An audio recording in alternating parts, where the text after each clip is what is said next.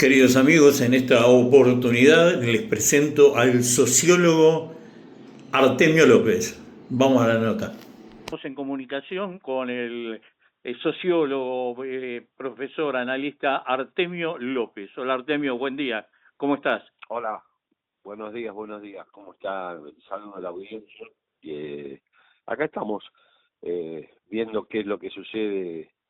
En líneas generales tenemos alguna idea, pero bueno, siempre hay novedades con respecto a la coyuntura política, viendo cómo se ordena un país que, a mi juicio, no está llevando adelante un proceso de despatrimonialización como nunca se observó en la historia reciente de la Argentina, y yo creo que tenemos que buscar ejemplos muy atrás para poder observar algo similar. Así que bueno, viendo cuáles son las novedades, cómo son los comportamientos, sobre todo de la oposición, para ver qué alternativa se genera frente a este modelo que avasalla no solamente ya en términos financieros a través de la deuda, sino liquidando patrimonio este público y recursos naturales. Mientras nosotros nos entreteníamos con el caso Adorni, el se han desprendido de recursos naturales y propiedad pública de una manera acelerada, han contraído deuda de una manera notable. Mira, Caputo solamente en el último tramo pidió 5.000 millones de dólares de deuda, que obviamente le concedieron, todo en mucho menos de un mes. O sea, esta es la circunstancia que estamos viviendo. Desactivaron el proyecto Karen, desactivaron todos los mecanismos de regulación, están siendo alterados por el gobierno. Bueno, en fin, ahora ellos tienen la propuesta de realizar una inversión privada importante para el desarrollo de reactores nucleares. Eso lo teníamos nosotros desarrollado por el Estado y lo han abandonado. O sea, el mecanismo de transferencia de ingresos de lo público a lo privado es notable. Este mecanismo nosotros lo vivimos históricamente. Bueno, algo así fue la etapa de Menem, que desarticuló también toda lo que en ese momento se llamaban las joyas de la abuela, las industrias públicas que habían sido construidas durante generaciones para dejarlas en manos privadas. Y mirá qué paradójico, en la dictadura, que fue el desembarco del modelo neoliberal en Argentina en 1976, modelo que continúa hasta hoy, ¿no? Con Claro. obviamente las variaciones de coyuntura, la deuda privada, al revés de lo que hacen hoy con los recursos públicos que se transforman en privados, la deuda privada la estatizaron y lo transformaron en deuda pública. Todos los pasivos privados se transforman en pasivos públicos y todos los activos públicos se transforman rápidamente en activos privados. Ese es el mecanismo histórico del neoliberalismo, y este gobierno en ese sentido le hace honor a los orígenes fundantes del neoliberalismo con la última dictadura, incluso con los métodos autoritarios que utiliza por sobre el comportamiento de la población y sobre todo por aquellos que reclaman mayores niveles de justicia y equidad, que por cierto son muchos sectores. Pasa que todavía de manera desorganizada y sin conseguir unificar esos reclamos. Ahora, Artemio, lo que uno a veces quiere entender es qué pasa en el campo popular, ¿no? Que hay una atomización tremenda, hay renuncias a la lucha de un montón de los gremios precisamente, que otrora fueron la columna vertebral del movimiento, según decía Perón. Hay luchas de poder miserables, te digo, a veces, Sí. y mientras el país se está incendiando. ¿Cómo estás viendo la oposición, ¿no? Porque este hombre que tiene un poco de locura y mucho de perversidad, no podría lograr lo que está logrando sin tener tantas complicidades, ¿no? Sí, yo creo que hay una situación, vuelvo a decir, de fragmentación en la oposición notable. Esto es un modelo que busca fragmenta la vida cotidiana, fragmenta el mercado laboral, fragmenta el despliegue de desarrollos culturales, también fragmenta la representación política. El modelo de llegada, siempre lo dijeron, es Perú, donde todas las representaciones políticas tienen más o menos entre 15 y 20 puntos de intención de voto. O sea, Cristina Kirchner, en una conferencia que dio en la Universidad de Río Negro, señalaba que si antes con 2 partidos políticos obtenías en Perú la mitad de los votos en la Cámara de Representantes, hoy necesita 5 fuerzas políticas para llegar a la mitad. O sea, han fragmentado la representación política, y Caputo dijo que el modelo de llegada de esta propuesta socioeconómica, cultural y política es Perú. Yo creo que ahí tenemos una gran dificultad. La primera es que han tomado la decisión de encarcelar y proscribir al mayor liderazgo opositor en volumen y profundidad política, que es Cristina Kirchner. Eso es un paso absolutamente necesario para que el modelo de fragmentación se lleve adelante. No te olvides que el embajador Lamela Sánchez dijo que vino a Argentina explícitamente, claro, para hacer cumplir lo que la justicia argentina había determinado con Cristina Fernández, y que reciba la justicia que merece, casi dice el castigo que merece. Y antes del encarcelamiento a Cristina, que se produce a posteriori de que ella declaró su intención de ser candidata en la 3ª sección electoral de Provincia de Buenos Aires, los Estados Unidos le quitan la visa. O sea que hay una decisión geopolítica funcionando de que efectivamente la representación política nacional, el proyecto nacional que podría servir de unificador a todas las luchas, digamos, fragmentadas, o a casi todas, esté cercenado, esté proscripto. Eso lo han hecho con Perón durante 17 años. 18, a Cristina la quisieron matar, ¿no? O sea, antes que todo esto la quisieron matar. Exactamente. En septiembre del 2022, ese intento de femimagnicidio, acordate lo que titula Clarín, la bala que no salió, pero la sentencia que sí saldrá, que es esta, que la mantiene en situación de proscripción y de imposibilidad de elegir y ser elegida. Lo mismo pasó con Perón, cuando bombardearon Plaza de Mayo sobre la población civil. El objetivo era también matar a Perón, y lo proscribieron durante 18 años. El que le levantó la proscripción a Perón fue Cámpora, porque el Partido Justicialista podía ir a elecciones en mayo del 73, pero no Perón, claro, porque seguía proscripto. Lo levantó con la ley de amnistía Héctor J. Cámpora.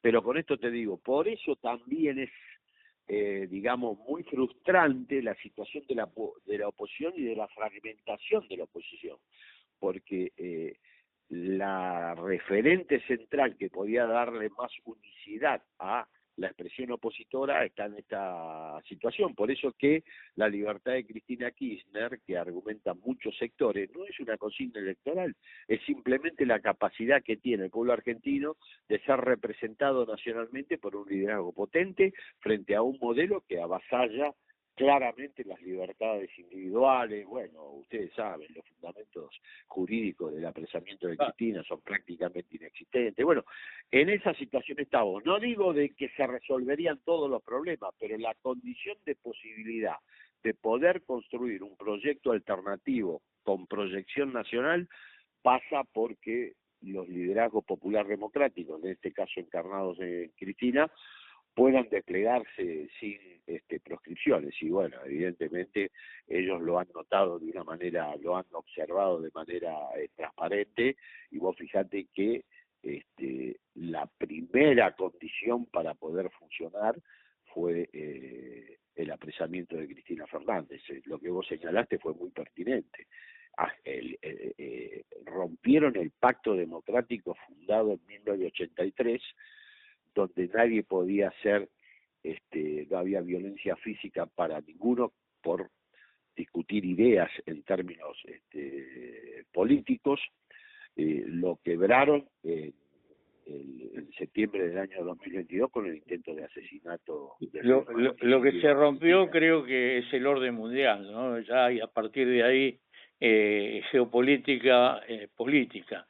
Ahora, yo hay algo que no... Sí, pero acá fue un laboratorio, una experiencia muy importante Argentina para estas nuevas derechas y este experimento que tiene como cabeza visible a Trump, pero tiene a este presidente que tenemos como una prótesis, digamos, una cabecera de playa en la región central. Me parece que ese es el lugar que ocupa el gobierno argentino hoy, ¿no? Ser cabecera de playa del proyecto que hoy lleva adelante la administración Trump.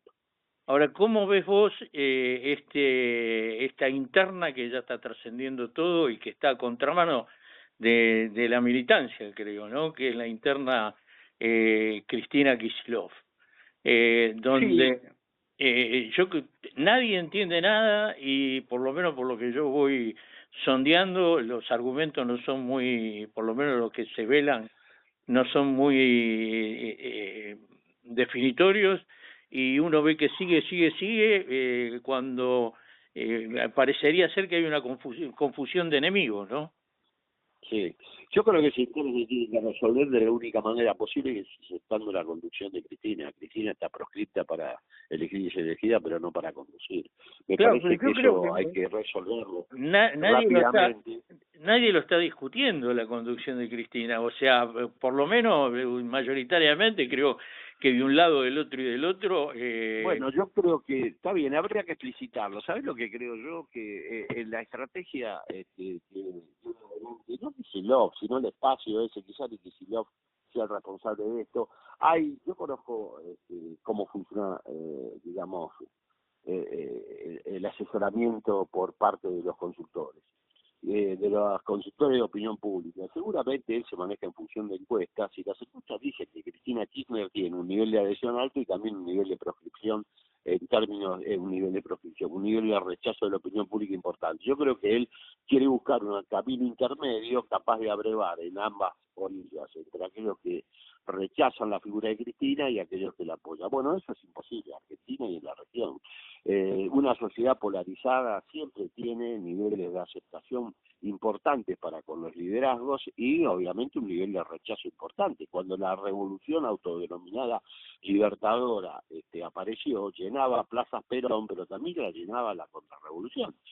El país cuando se polariza tiene esa característica. Me parece que ese es el problema que debiera, entre otros, ¿no? Es el que yo conozco, que debiera rever el equipo que está asesorando hoy frente al derecho al futuro. No quiero nombrarlo al gobernador, pero no sé cuál es la responsabilidad del gobernador en esto. Debieran reconocer que en una sociedad polarizada los liderazgos popular democráticos siempre tienen rechazos importantes, abandonar la idea de la tercera vía, de transitar una tercera posición que no existe, el centro político no existe, ni acá ni en toda la región. Vos fijate, cuando analizás todas las últimas elecciones, te vas a dar cuenta que lo que queda dilapidado, destruido en términos electorales es el centro político. Bueno, asumir esa posición y reconocer el liderazgo de Cristina Fernández, sobre todo en una situación de tanta,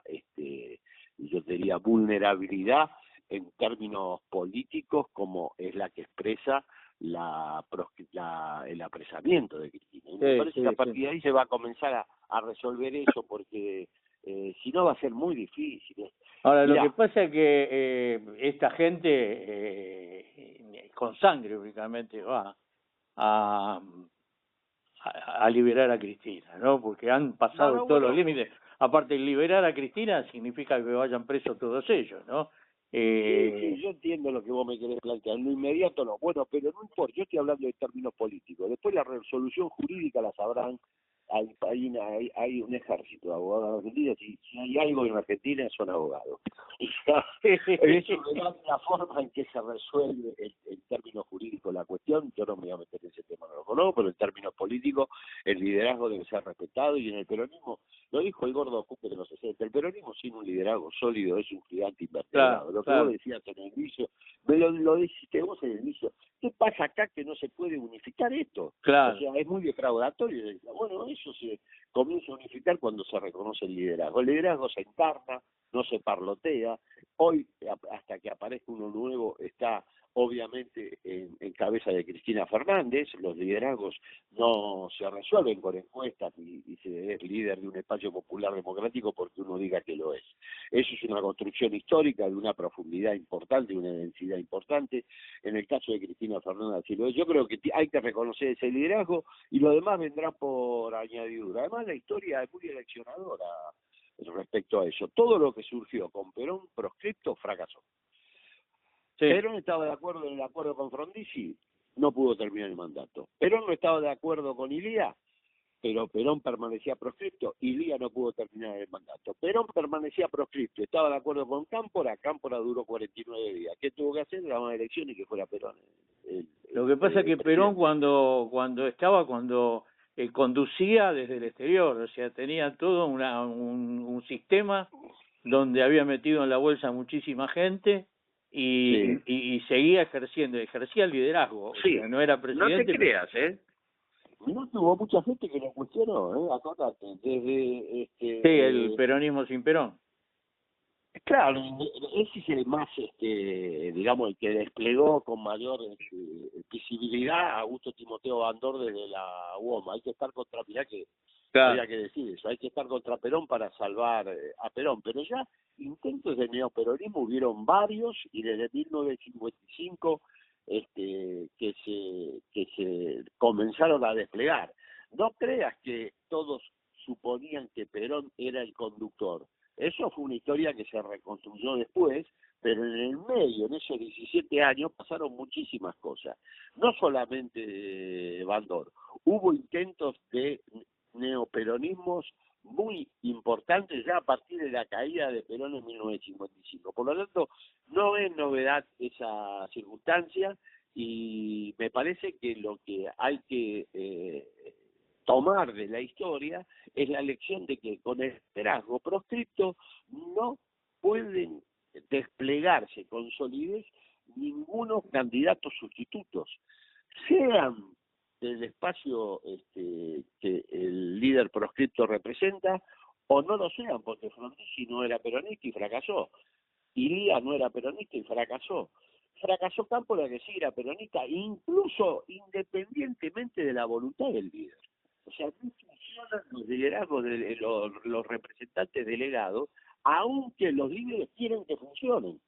No funcionan así, sobre todo en una sociedad plagada de conflictos como la que hubieron durante largo tiempo en los años 70, la que hubo, perdón, y la que va a haber cuando, si es que se gana la elección, con lo que quede del país una vez que se vaya Milei. Mirá, Kicillof lo dijo con todas las letras. Milei nos deja un país de mierda, perdón la palabra, pero no es la mía, es la del gobernador.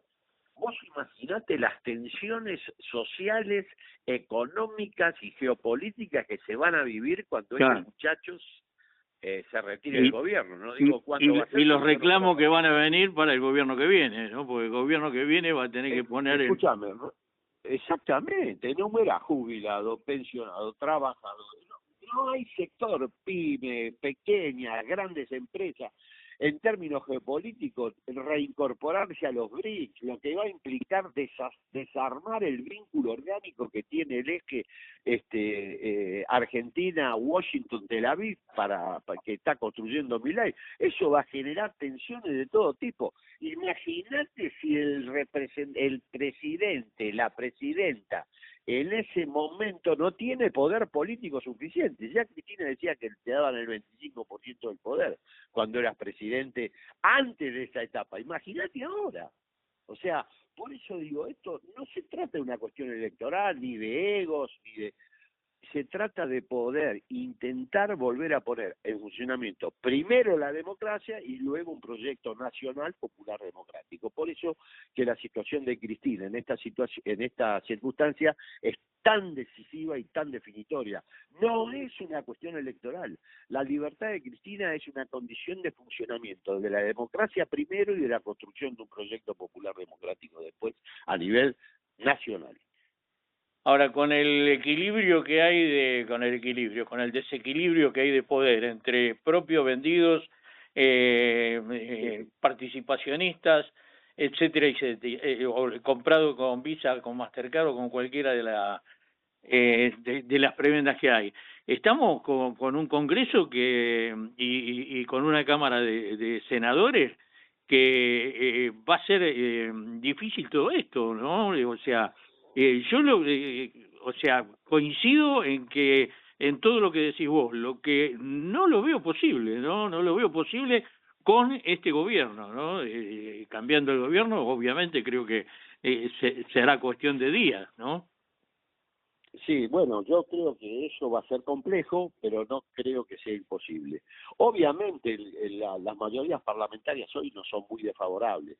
No te olvides que al no existir un proyecto nacional y no existir la posibilidad de ejercer la conducción a nivel nacional por la situación en que ha colocado a el principal liderazgo de la oposición, las provincias tienen urgencias que resolver. Más allá de que algunos adhieran pues, en términos ideológicos a este proyecto, que no sé, yo no estoy en la íntima de los gobernadores. Por ejemplo, el otro día me comentaba que Yarlora estaba en la asunción de Santilli porque no podía pagar los aguinaldos. O sea, las provincias están casi, yo te diría, extorsionadas por este gobierno.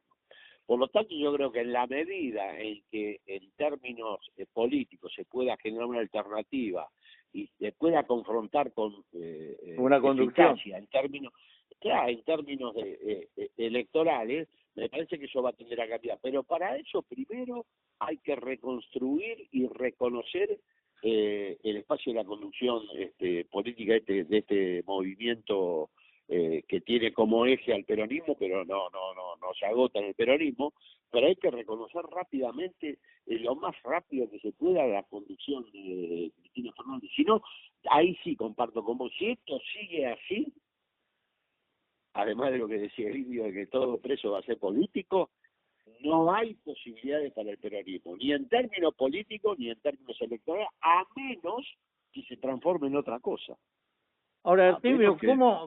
se transforme en un partido que acompañe las políticas neoliberales. Ha pasado en la región, ha pasado Ollanta Humala, en Perú empezó de una manera y terminó adaptándose al sistema. Casi todos los gobiernos en ese sentido en Perú han concluido así. Pasa con la izquierda neoliberal en muchos países de la región, no quiero nombrar para digamos, no meterle barullo a la charla, pero a menos que se bajen las banderas de transformación política, popular y democrática, el peronismo no tiene destino si no reconoce una conducción. Y sí, sin duda. Ahora, yo lo que a veces no me cuesta explicarme también es cómo se llegó a esto, ¿no? Porque 2015 llegó a Cristina con una plaza llena, con un gobierno que estábamos en el nirvana al lado de lo que estamos ahora, con todos los defectos que pueda tener y todo eso. Y se vota Macri, ¿no? ¿Qué es incultura bueno, política? hay una discusión también que hace, pero es bastante larga y bueno, involucra. Yo creo que Scioli era un pésimo candidato. Mi percepción es que lo instaló el PJ. No tenía ninguna convicción, regaló una vuelta entera en acordate de la campaña electoral. Scioli recién toma la decisión de asumir la polarización como propia en la segunda vuelta. Fue el peor candidato que yo recuerdo en la historia del peronismo, impuesta por, entre otros, buena parte del PJ y los gobernadores. Me parece que ahí comienza la debacle, gana Macri. Macri hace un gobierno desastroso, Cristina deja 52 puntos de participación de los trabajadores, Macri lo deja en 46, deja mayor desempleo, precariedad, una deuda externa, bueno, ya lo vimos, o sea, pide 47.000 millones de deuda, violando el estatuto del Fondo Monetario incluido, más la legislación nacional, o sea, nos endeuda por décadas, por generaciones, los niveles de yo te diría, hay casos de represión social importantes ya durante el gobierno de Mauricio Macri. Santiago Maldonado es la figura, digamos, que surge como emblema, pero hubieron mucha persecución al liderazgo político, un desastre. Ahora, cuando gana el FDT en 2019, cuando Cristina se corre y deja que la fórmula encabece a Alberto Fernández, se suponía que el plexo fundamental con respecto a la deuda, con respecto a la distribución del ingreso, la generación de empleo genuino, iba a corresponderse con la historia del peronismo a partir del 2003 o del peronismo con la fase kirchnerista. Bueno, pero Alberto Fernández tomó decisiones propias, asumió que la deuda del Fondo Monetario se podía pagar, solo la refinanció, o sea, pateó la fecha de la deuda, no la reestructuró como hizo Néstor, que toda reestructuración lleva una quita, mantuvo la misma estructura distributiva que Macri. Es cierto que tuvo problemas, los más elementales y fundamentales fueron los de la pandemia y la sequía, pero cuando Argentina creció tras la salida de la pandemia, la inequidad también creció.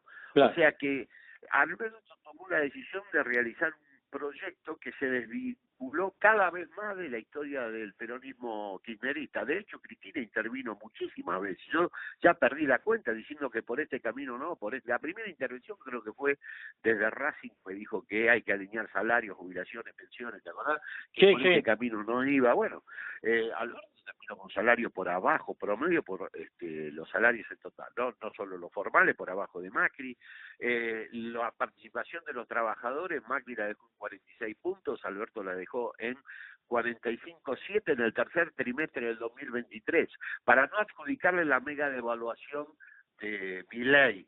Tomamos el tercer trimestre, o sea que no modificó el patrón distributivo, la deuda la refinanció. Acordate que Máximo Kirchner renuncia a la jefatura de diputados porque dijo que esta deuda no se puede pagar así, en estas condiciones. Él y varios diputados más. No los de Kicillof, por ejemplo, ¿ves? Ahí tengo un matiz en términos de cuál es la visión del gobernador con respecto a la deuda. Pero no importa, más allá de eso ya es historia. Ahí tenés una explicación, una defraudación muy grande del electorado. Acordate que ya en 2021 casi 4.100.000 electores que habían votado en 2019 del Frente de Todos no lo hicieron, se quedaron en la casa. No votaron a la oposición, pero comenzó este fenómeno que también hay que analizar, que es el ausentismo electoral, pero por defraudación. Y las defraudaciones son muy complejas en política. Vos podés volver de la persecución, vos podés volver de la proscripción, pero volver de la defraudación electoral es mucho más difícil. Vos fíjate que Perón tuvo 17 años proscripto, pero jamás defraudó en su gobierno. No, nunca. Pudo volver. Lo mismo sucederá con los gobiernos peronistas en la medida de que en el futuro tomen los recaudos para que nuevamente la defraudación no se haga presente.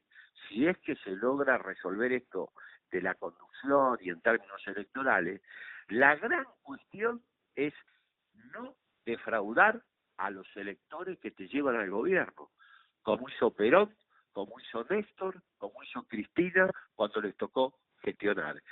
Esa es la verdadera lealtad. Te hago la última. Es la verdadera garantía que hay que conseguir. Que lo que se promueve y hace que la gente te dé su voto de confianza se cumpla. Bueno, pero cumple. Fundamental, sí, me acuerdo. Perón cumple, dignifica. Pero ese Perón cumple, que parecía que era una consigna sencilla, como deben ser las consignas, era muy profunda. Era no defraudar el pacto con los electores, no defraudar la confianza que deposita un sector de la sociedad en vos. Bueno, eso no pasó en el 2019. Y lo que hizo Perón fue increíble, ¿no? La construcción desde la Secretaría de Trabajo y Previsión, atendiendo a los que no atendía a nadie, sin un mínimo poder, construyó todo el poder, pero remangándose transpirando la camiseta, ¿no? Mirá lo que habrá sido Perón, que estuvo 18 años fuera del país, digamos, volvió a los del 72, pero digamos, vino acá de forma testimonial para la construcción política, pero vuelve después de 18 años y saca el 63% de los votos, en septiembre de 1973. Imagínate el nivel de aceptación y de confianza política que despertaba su figura. nunca defraudó. Perón No. puede haber tenido, Ahora, pues se le puede hacer crítica, seguramente habrá, pero no que defraudó el mandato electoral que recibió. ahora vos fijate que yo veo a veces ahí que le hacen encuestas a la gente en Constitución o en Retiro, bueno, en las estaciones. Como una Y- pizza, ¿no? Y escucho algunos tipos que vos ves que son laburantes, que están sufriendo tremendamente y te dicen, bueno, hay que esperar, no hay otro camino, etcétera, etcétera. Después que lo hayan votado nuevamente, porque Milei dijo todo lo que, no dijo todo, pero casi todo lo que iba a hacer y lo cumplió, rompió todo, ¿no? Construir, Y no bueno, construir. mira, eso prueba lo que un pensador liberal en el siglo XIX planteó como un comportamiento social previsible cuando las políticas públicas son regresivas. Se llamaba Alexis de Tocqueville. La paradoja era esta. Cuando vos desplegás desde el gobierno políticas inclusivas, progresivas, el deseo de igualdad aumenta. De hecho, nosotros durante el gobierno de Néstor y Cristina observábamos que había reclamos por mejoras salariales para no pagar impuestos a las ganancias. Claro.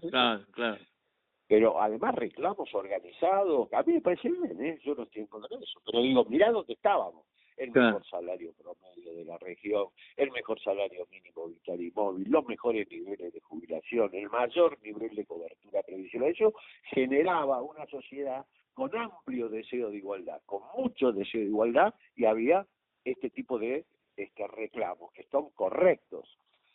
Por esta gente nos llegó al año 30.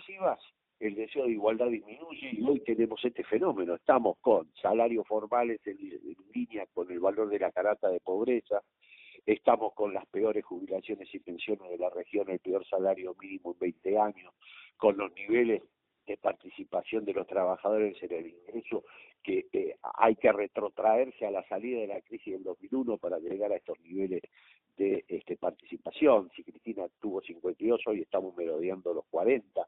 Hay una caída descomunal en los niveles de asistencia y prestación social.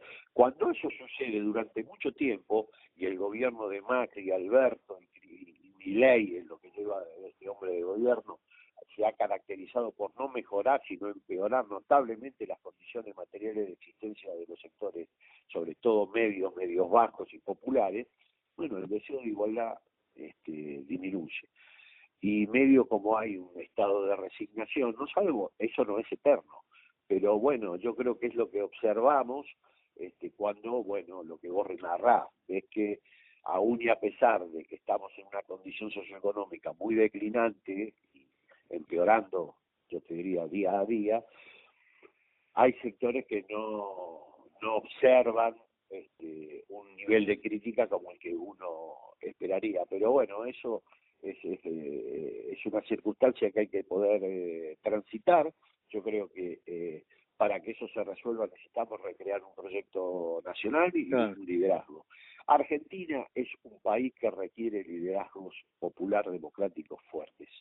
No hay manera de que eso se salde si no se reconstruye la conducción política y la autoridad política para un sector importante de la ciudadanía. Por eso te vuelvo al tema inicial que parece recurrente.